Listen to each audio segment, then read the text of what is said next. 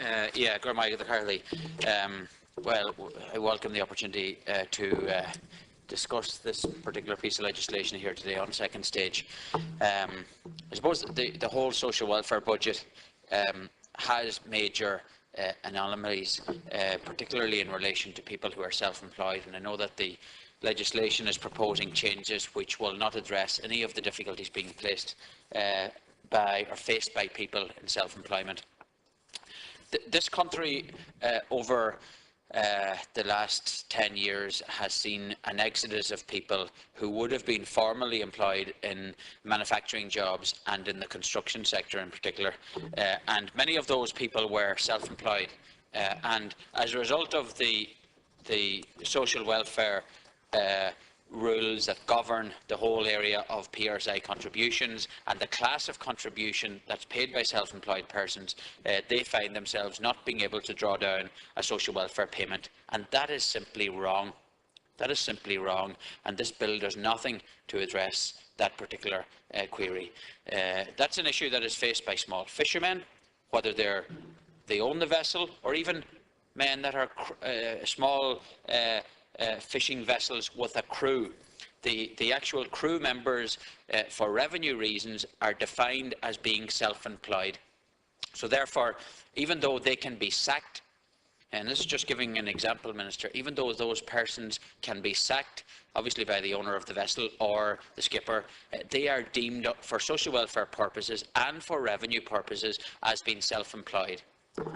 So when they get sacked, they have no entitlement whatsoever to a social welfare payment. That is simply wrong. And that's only one example of persons who are self-employed. Many of the people who were self-employed were working for themselves, were employing people during the economic boom, and now, due to the lack of employment and due to the anomalies in the social welfare system, are being forced to leave the country. They have no alternative, because they have no source of income, and this bill does nothing to address that. And that's why, that's one of the reasons which we are opposing this particular piece of legislation.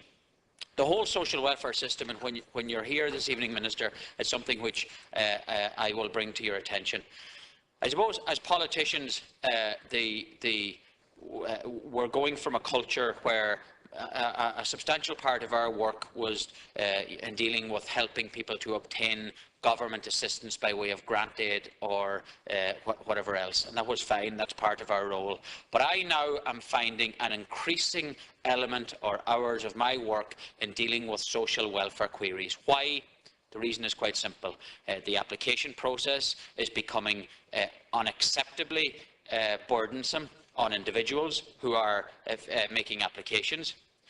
Genuine applications are being refused. The appeals mechanism is an absolute disgrace, if I can say that, Minister. It's totally unacceptable, and it's happening on this government's watch. It's totally unacceptable. I have a man who is currently suicidal. Currently suicidal. The man cannot walk, he cannot work, yet your department are telling him that he can do both, even though all of the medical evidence has been sent in by consultants and doctors. It's not being accepted by your department. Is it, Minister, that your department and the officials within the department are being told only to approve a select amount of applications? Or is it that it's a game of, well, put our hand in there and pick 1 out of 20? That seems to be what's happening, because the medical evidence is not being accepted for genuine applications or for appeals that are being made. And I'm genuine, Minister, in raising that issue with you today. And it may be an issue that happened in other administrations as well, but it's certainly happening under the watch of this one. And something has to be done about it. Because how can I go back and deal with representations by people who are thinking of committing suicide because they have absolutely no income whatsoever, and they're being asked to pay household charge, property tax, pay insurance for their house? They simply don't have the money. Yes, they can go to the community welfare officer. Yes, they can do that, and that's the response that comes back from your own department. But they don't qualify for an entitlement because the wife may be earning up to €300 a week. 30 seconds left.